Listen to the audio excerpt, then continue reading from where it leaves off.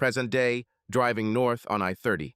Have you ever had a feeling that something is wrong, but you can't figure out what exactly? I've had this feeling for the last 150 miles, and it's pissing me off. My name is John Morty. I am 30 years old, married, and live in the North Dallas suburb of Plano. My college friends picked a fishing spot in Arkansas this year, and I'm already in my third hour of driving as I approach Oklahoma City, where a couple more people will be waiting for us, and we'll all go fishing further into Arkansas. We do this every year, and part of the fun of these trips is the road itself.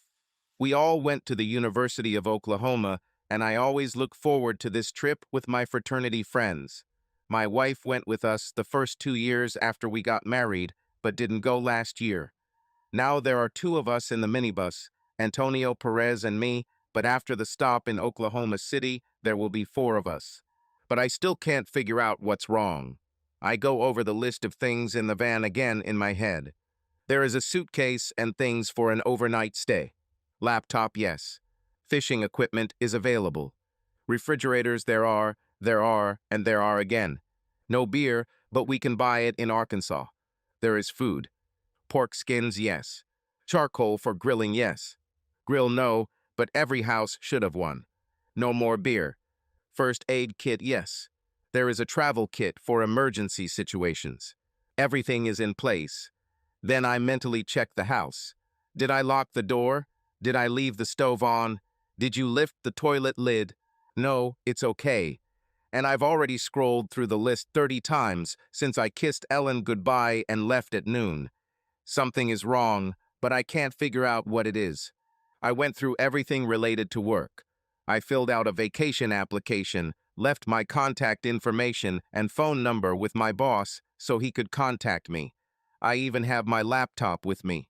Then I thought about Ellen, my wife. Everything was the same as every other year when I went on such trips. Nothing unusual has happened over the past week. A thought occurred to me for a second, but I immediately pushed it away. Maybe Ellen is cheating on me. She knew that I get jealous when Ellen gets too much attention in a restaurant or at a dinner party. But since we got married, Ellen has always ignored such signs of attention and became an ornament on my arm. I couldn't even imagine that this woman could cheat on me. I made this clear to her when I called off the wedding a month before our wedding. 4 years ago, Ellen tried to have one last evening with her ex-boyfriend, Brian Jennings. They met on a date to say goodbye. I thought she was mine from the moment she said, "I do," and put the engagement ring on her finger. I learned about this date and went to the restaurant bar to observe. I was tormented by the sight of her passionately kissing another man with my ring on her finger. After the 3rd kiss, I interrupted their meeting and asked for the ring back. I extended my hand.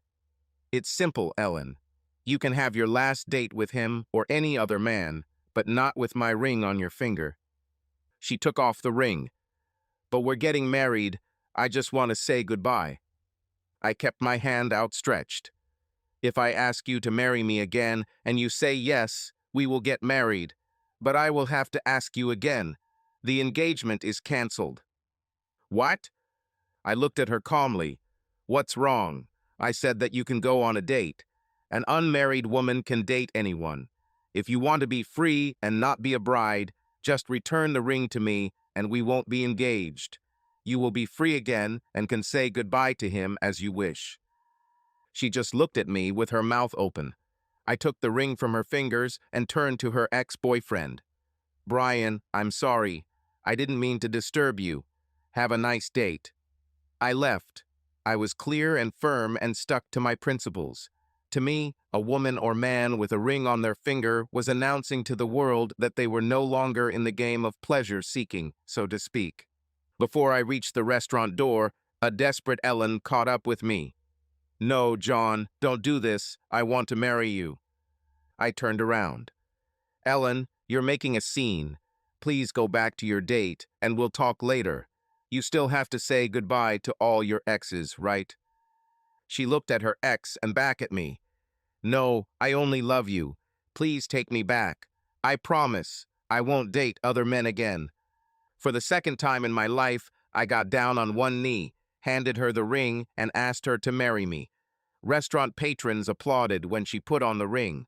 I stood my ground, holding to my principles of honor and loyalty, and demanded fidelity from our relationship. Present tense.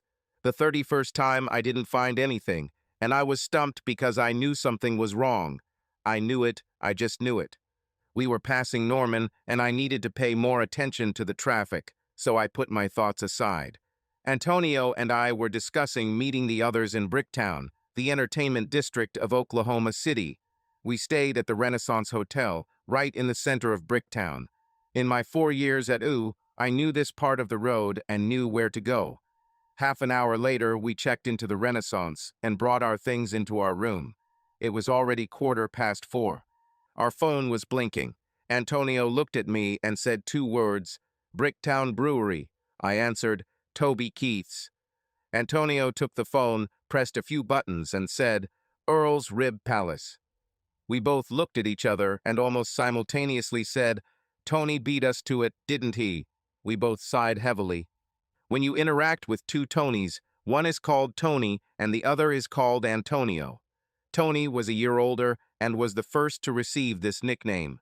Antonio studied Italian for 3 years in college. Tony loved ribs, and every time he chose a meeting place, it was a place with ribs. Today, he arrived first, and of course, chose a restaurant with ribs. I don't mind ribs, but I'd prefer a bar and grill for a get-together. It was about 4 o'clock, and I assumed that the rest of the guys would catch up within 2 or 3 hours. We could hang out at the bar until everyone's there and then pick a place for dinner. Earl's is a pure rib joint, and spending 3 hours there waiting for a whole bunch of people would get a little boring. The first thing we had to do was go to Earl's, find Tony over a plate of ribs, and convince him to change the venue. Antonio threw his bag on the bed. "Do you think you can convince him?" I also put my bags next to the bed. "Only after he finishes his ribs. Since Toby Keith's is only a block away, maybe we can team up and try it together."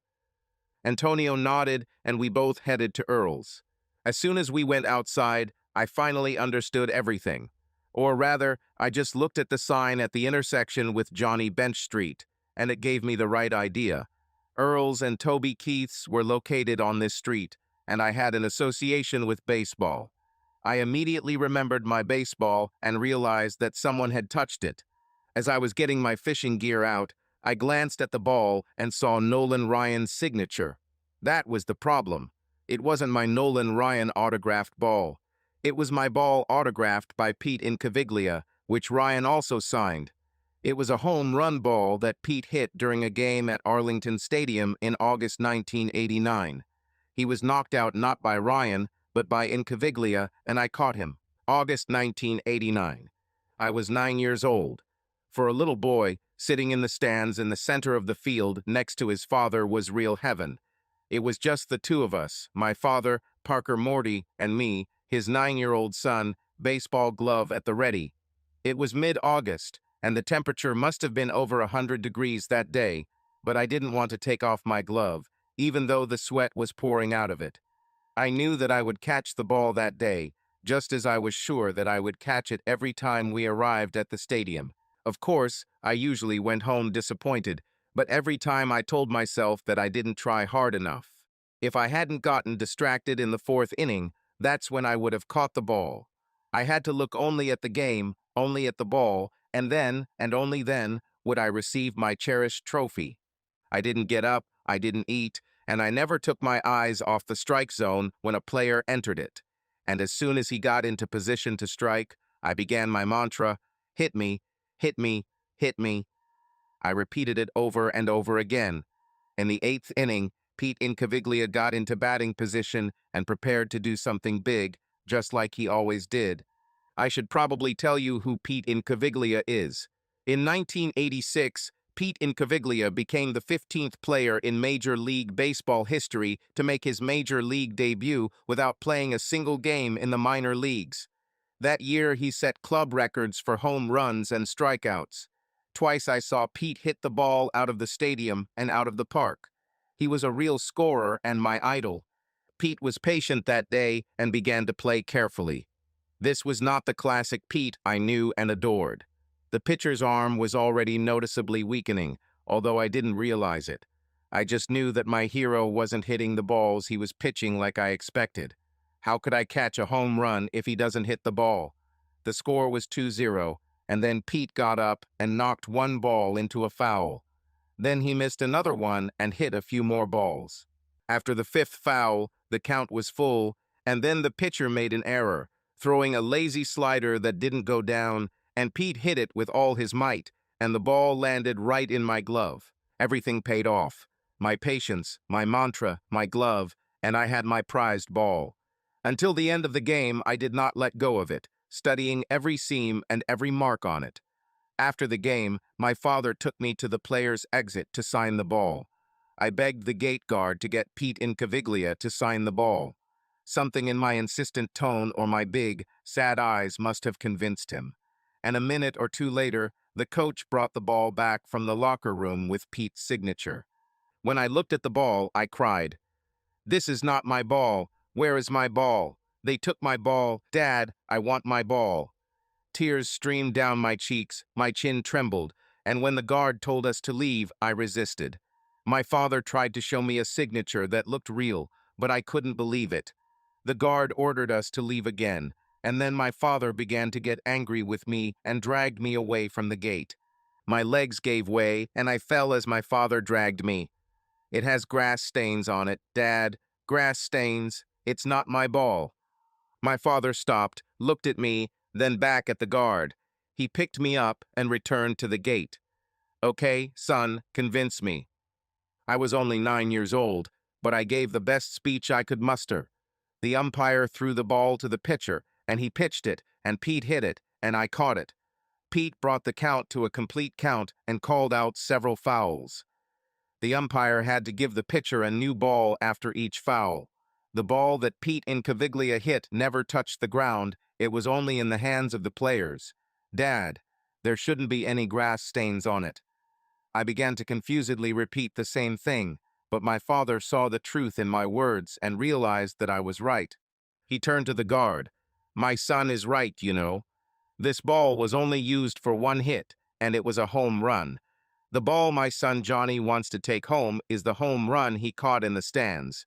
I don't care if Pete Incaviglia signed it. I want my son to get his ball." Since then, my father has become a hero to me. He supported me, a 9-year-old boy, when adults told him to do otherwise. That day, he showed me that you need to stand up for your beliefs, and at that moment, his belief was me. Rumors of the boy realizing that the balls had been switched reached the dressing room, and soon 6 balls were brought for me to choose. I ignored the players' autographs, choosing the ball with Nolan Ryan's signature.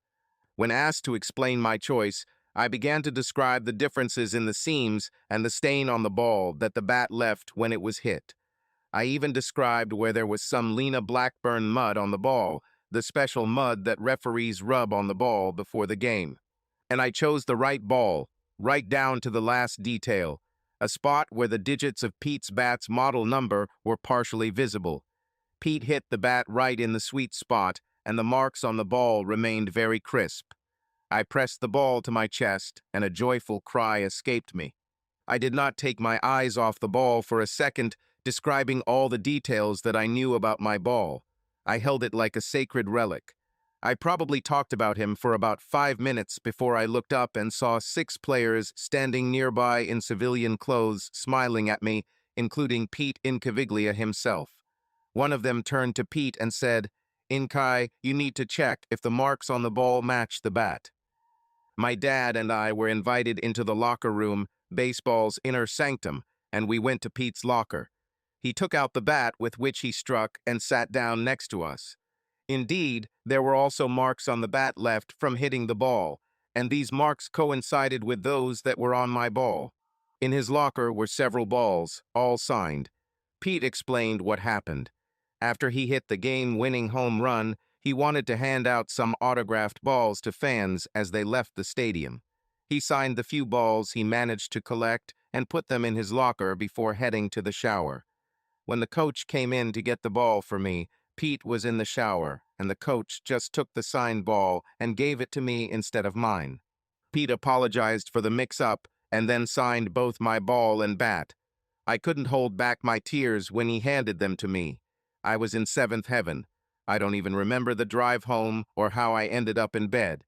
I probably slept cuddled with the ball and bat for a week until my father brought me a special ball holder so that the stains would not rub off over time. He even liked to tell this story to his friends. After a month, my father convinced me to stop sleeping with the bat. Present tense. This is a memory that will stay with me for the rest of my life, and that helped me become who I am. So you have to understand that it wasn't just a Nolan Ryan signed ball. It was a Pete Incaviglia home run ball that I caught. It was my ball, a ball I had chosen myself, and it always had to be displayed so that Pete's signature was visible on the front, not Nolan's. I would never leave the ball in that position. Someone definitely touched it and moved it.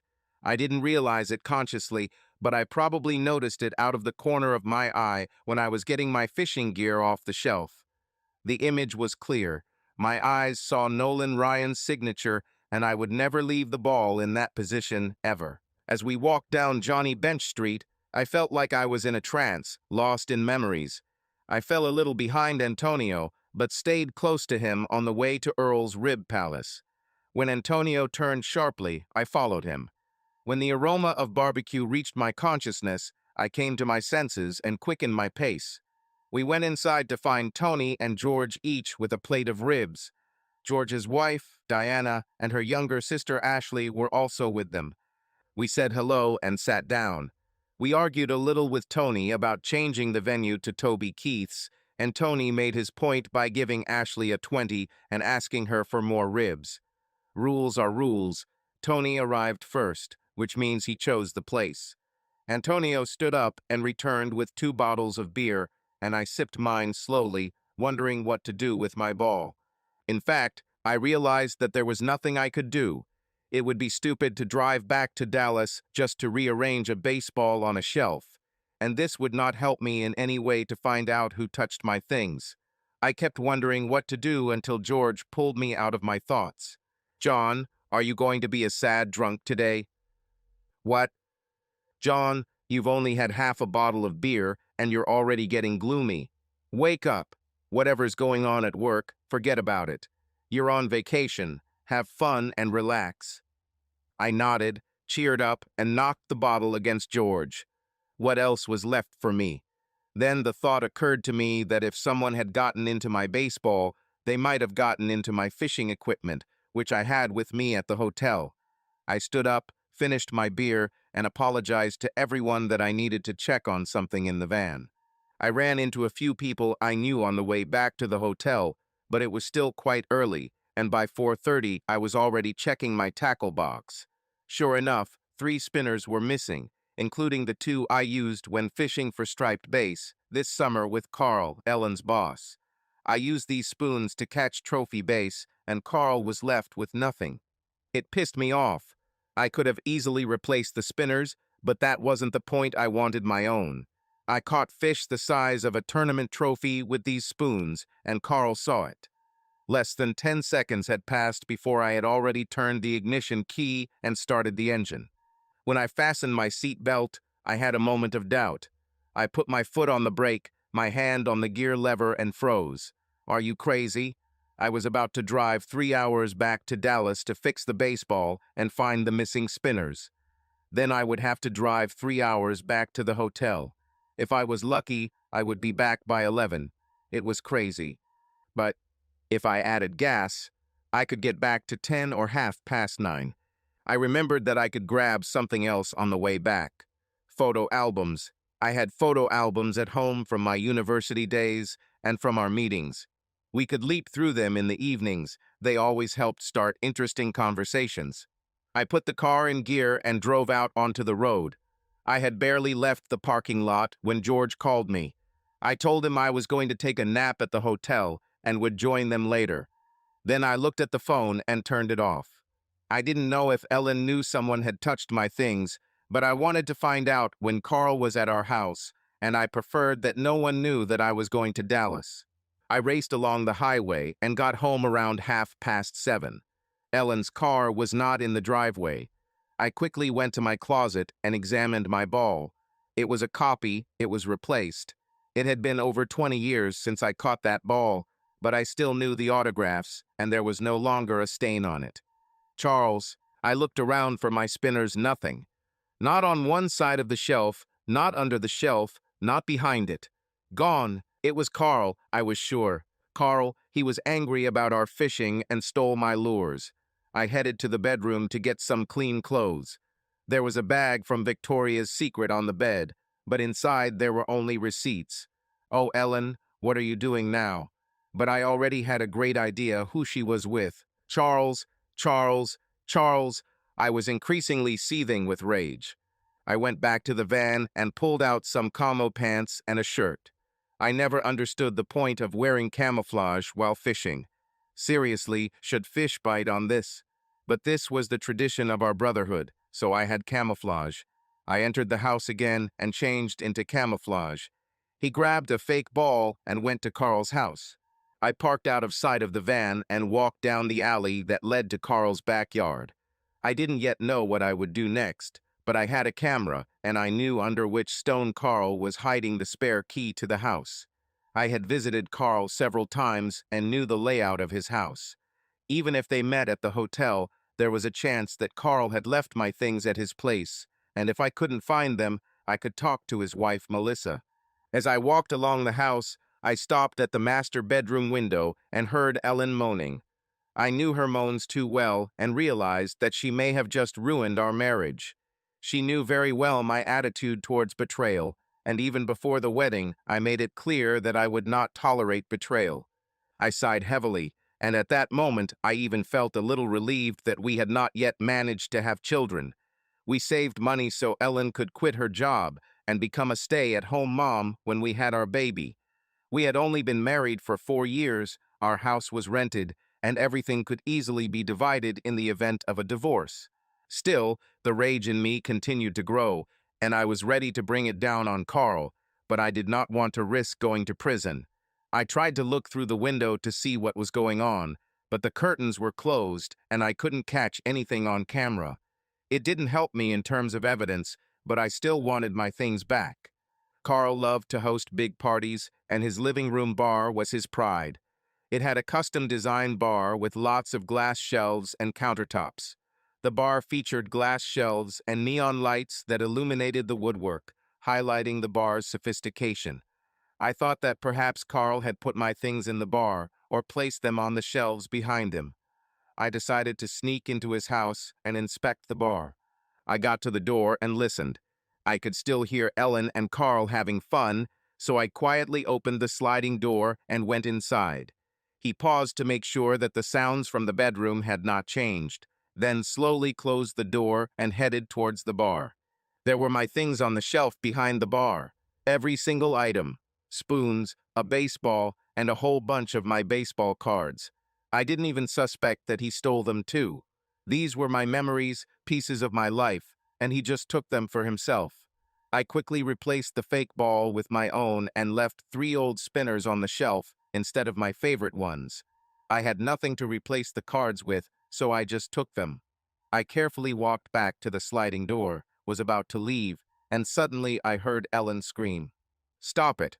What are you doing? Relax, I just want to take you from behind." "No, you won't. I didn't even allow John to do this. Relax, I'll be careful, and you'll know if you want to do this with John." "I don't want to." "Listen, if you ever do this to John, he'll want more. If you do this to me, John will never know or understand what he missed." "You are sure?" "Absolutely. You just need to relax and let me help. John liked some of the positions I showed you, didn't he?" There was silence. "You'll be careful, right?" "Yeah, you just need to relax." "Wait, what is this?" "No, I can get pregnant." "But we already agreed, Ellen, that I would impregnate you, didn't we?" I lowered my head. Was this really enough? What power did he have over her? I asked her several times for a different kind of sex, and this bastard convinced her in 30 seconds. And on top of that, they were already planning for Ellen to carry his child. Any thought of reconciliation disappeared from my mind. Our marriage was over. I closed the door and quietly left. I had just returned the key under the stone when I noticed movement in the living room. I hid behind a bush and watched in my camouflage. Carl put on his robe and headed to the bar.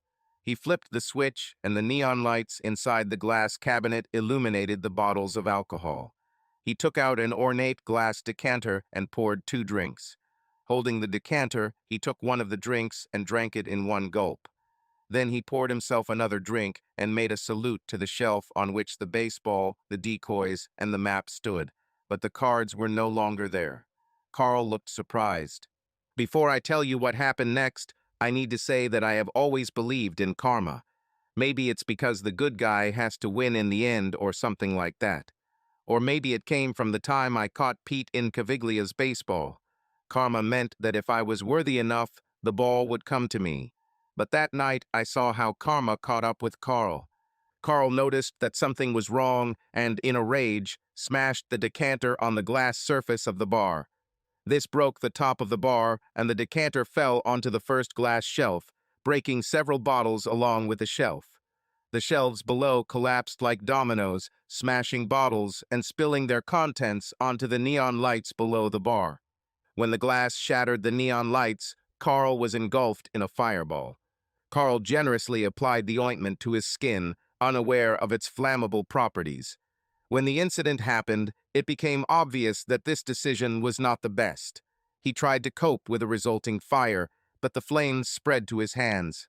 Ellen ran into the living room to help, but she also seemed to have leftover ointment on her hands, putting her in danger as well. They soon found blankets and were able to put out the fire, but the living room was already damaged and smoke was filling the room. I decided to leave when I saw Ellen heading towards the phone. I never saw Carl's wife, Melissa, so I thought she must have left town. I returned to my van and drove home. As I drove, fire trucks and ambulances passed me at full speed, heading towards Carl's house. I was sure that Carl would have a powerful story for his wife Melissa about all this. I wasn't sure if I'd been noticed, so I decided to go back to Brickton and pretend I didn't know anything about what had happened. When I got home, I found that I couldn't put my ball back in the holder. Out of desperation, I grabbed another ball and forged the signatures, and probably did it even better than Carl. I returned the fake ball to the holder, but positioned it so that Nolan Ryan's signature was visible, and headed back to Oklahoma. I took the photo albums and hit the road. On the way back, I was at peace. All the accumulated tension went away when I saw Carl's penis burning. I had many images of me smashing his face, but somehow watching his manhood burn satisfied my need for revenge. I had a lot of ideas for how to deal with Carl on the way to Dallas, but what I saw was far more satisfying than anything I could have come up with. I didn't think he would ruin anyone's marriage for much longer. I continued to smile and laugh. I knew that both of their hands were burned. I wanted so badly to say that I caught them red-handed. It was almost midnight when I met my friends in Brixton. They greeted me and asked if I had slept well and gave me a beer. It was as if I had never even left. It seems that my friends believed and could say that I never went to Dallas and back. The next morning, I turned on the phone. Didn't know what to expect. There was a message from Ellen saying that Carl had had an accident and was in the hospital. She also asked to call her on her mobile phone. I was relieved that no one had died, but I didn't want to talk to this traitor, so I turned off the phone again. There was only one message, and nothing that hinted at her infidelity. She was going to hide her betrayal. I called the credit card companies and my carrier and asked for statements for the last 4 years. I had to pay a little to have them emailed to me, but I was going to look into our finances and phone bills to find out exactly how long this had been going on. When we were finally ready to caravan to Arkansas, there were 24 of us, including fraternity friends and their wives and girlfriends. I had a great time, although I think I drank too much. George constantly checked on me and eventually assigned his sister Ashley to be my nanny. On the second day at dinner, I sat at the table with my laptop. Ashley came and sat down next to him. "Ellen cheated on you, didn't she?" "Is it that obvious?" "For guys, no, But some women notice things like a guy constantly twirling his wedding ring and grinding his teeth. I looked at my hands. Oh, it's good that you are now away from all this and can sort out your feelings. I'll leave you. Ashley turned and started to walk away. I continued to look at the hands and quietly said, "Please stay." Ashley heard me. It was clear that she wanted to help, but she didn't think she should. She turned around and sat down opposite me. "You don't have to tell me anything. Let's just eat together." Ashley understood everything immediately. She kept me away from the beer and just listened. We just talked. When I switched to iced tea, Ashley and I took care of the whole group. We were all fishing and Ashley and I were talking. We even sang karaoke one night. Now I think that watching drunk people try to sing is much more fun when sober. One by one, the guys also began to understand. My marriage was dead. Some of them weren't surprised and told me that Ellen was flirting with them. I leafed through photo albums with the guys. It turned out that there were always signs of her infidelity, but I simply did not pay attention to them. I also received statements for credit cards and phone calls. I found patterns. I was glad that I always used my credit card to pay for lunches during business trips. I did this to make it easier to reconcile expense reports, but now I had a clear record of all my travel. I saw receipts for clothes, visits to the salon for hair and manicures usually on the day I left. She had always said that she wanted to surprise me when I returned, but now it seemed that she was doing it for the sake of her lovers. It was easy to spot her infidelity now that I was looking for evidence. I also learned that there was more than one lover. Ellen turned out to be a chronic cheater. By the fourth night, I had almost everything figured out, especially after I profiled every person Ellen cheated with and the 3 guys she flirted with. Ashley came and sat down next to him. "What happened now?" "Ash, do you know that phrase, in sickness and in health?" "Yes." I turned the laptop so we could both see it and pointed at the 5 photos on the screen. "These are her conquests." Then I pointed to the 3 photos below. "And these 3 are the guys she flirted with before. Do you see what they have in common?" Ashley nodded. "They look the same." I pointed to the photo in the bottom corner. "Just like her father, don't you think?" Ashley gasped. "You think?" I shook my head. "I don't know for sure. He died in a car accident 3 years ago. But she seems to be attracted to a certain type of man for sex, and she may not be able to control this desire. That's why I'm asking you about the phrase in sickness and in health." Ashley looked at me.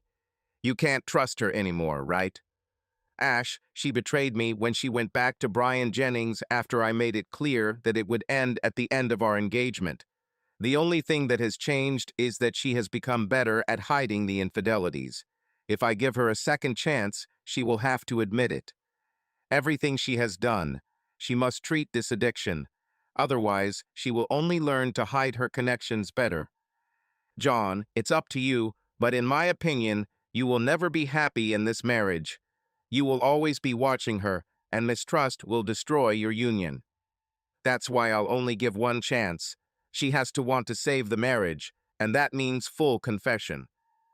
We ate and watched my friends act like fools.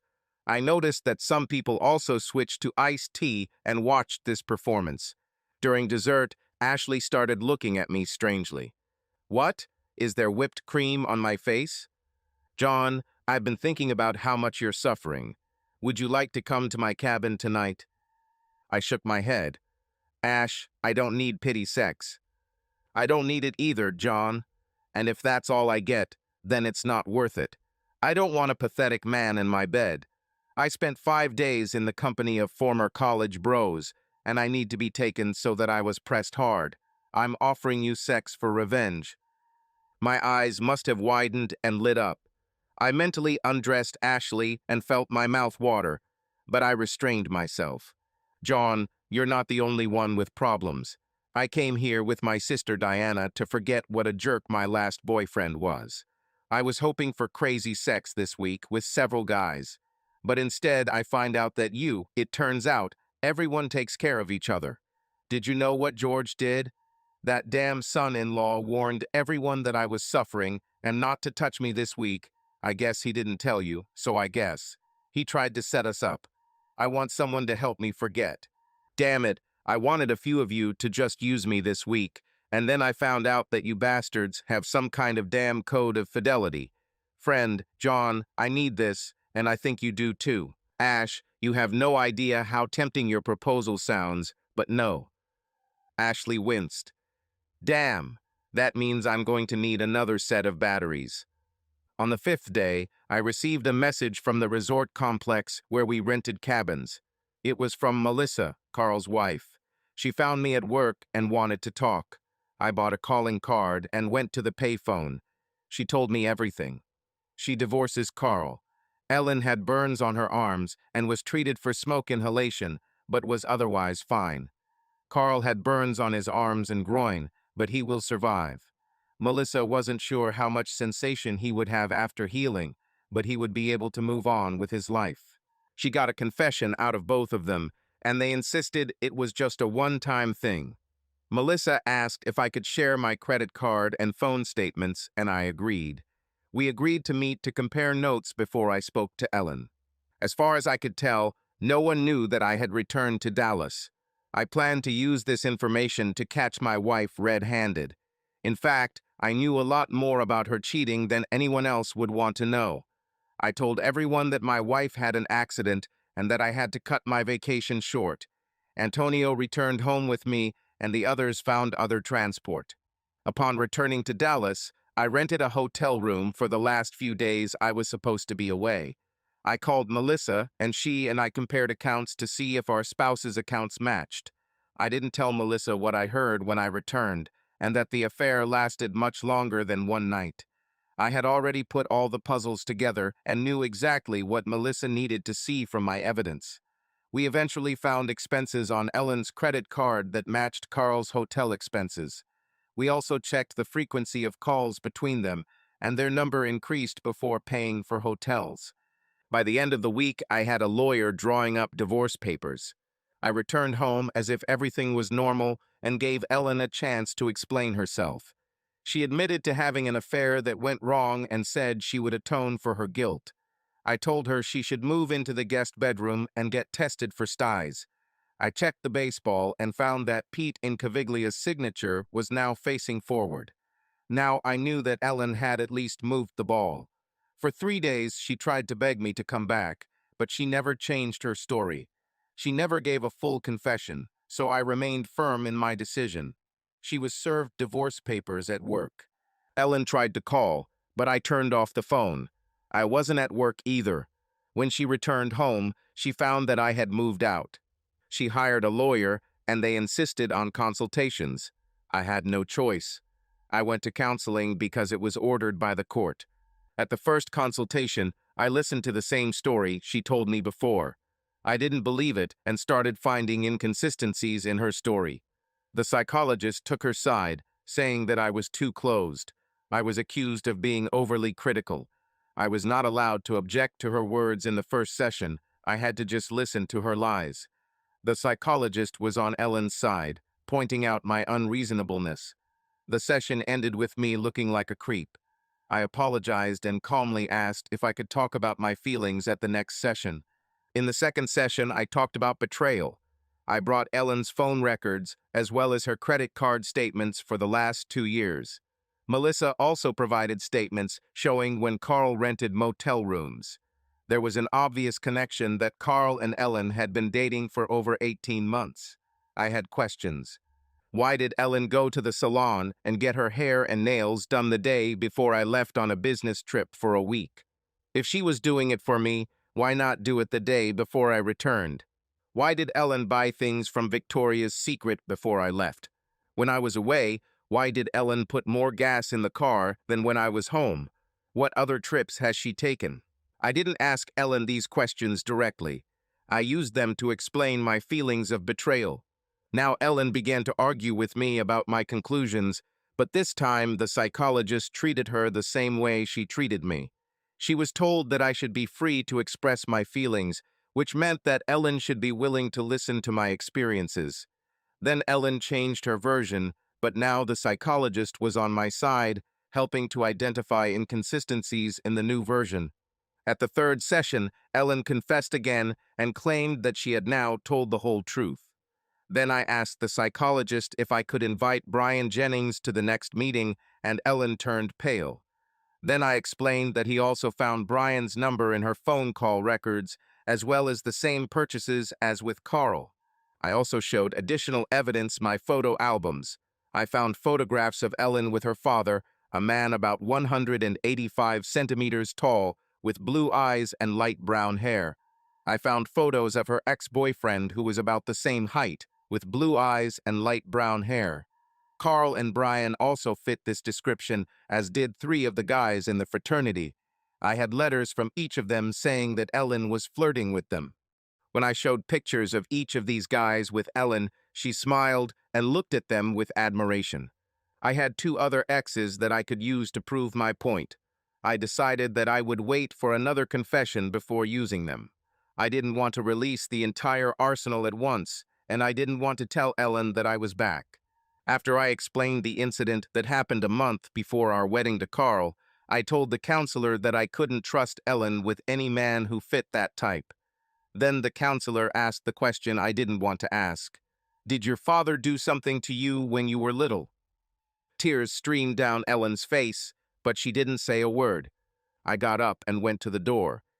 Counselor, I can't trust my wife. I feel like her father taught her to be a pathological liar to hide what he did to her. I think Ellen chose me over her exes because I'm not like her. I also think Ellen wanted me to raise children that someone else might have. Ellen recoiled and began to object.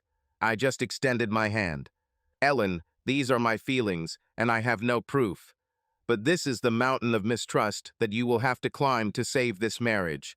You tell a new story every time we come to counseling, and I still think that we'll have to go through several versions of rewritten history before anything close to the truth emerges. Counselor, I don't think I'll ever get an honest answer from Ellen until she faces what her father did to her. If I take Ellen back now, it will only teach her to hide her infidelities better. I also want to say that if I was chosen for the reasons that I voiced, then I want nothing to do with her for the rest of my life. Ellen raised her head, but could not look me in the eyes. Counselor, these sessions have only further widened the gap for reconciliation. The consultant nodded. I will tell the court that the counseling was not helpful.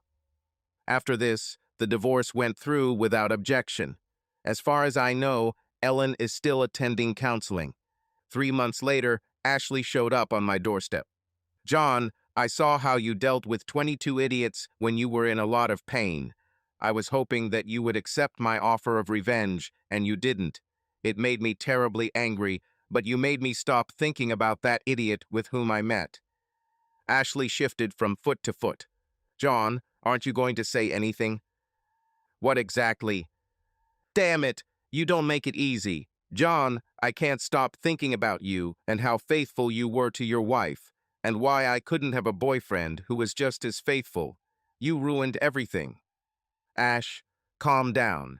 You're saying something incomprehensible. Nonsense. I wanted to have meaningless sex with you and forget my sorrows, and your damn faithful forced me to save myself for someone who really appreciates me. Ashley started crying. You've proven to me that I can trust you completely. I think Ellen was an absolute fool for cheating on you. Now that you're free, I think I found a father for my 22 children, if you're up to the challenge. Ashley, are you proposing to me? Let's just start with a date and see what happens next. I'm a little pliable and often turn into a loving slave, and then people start taking advantage of me. You're a straightforward person, and I feel like I can trust you with my heart. I have a week, and I'll have interviews during the day, but every night I'll be free and ready to let you show me your world. And when you decide I'm the one, I expect you to drag me into the bedroom and make me yours. We got married in Bricktown at our homecoming the following year. Subscribe to our channel so that your love doesn't cheat on you, and go ahead and listen to the next story, because this story is nothing compared to the next one. If you're under 18, don't even think click to the next one. Click to the next one. Click to the next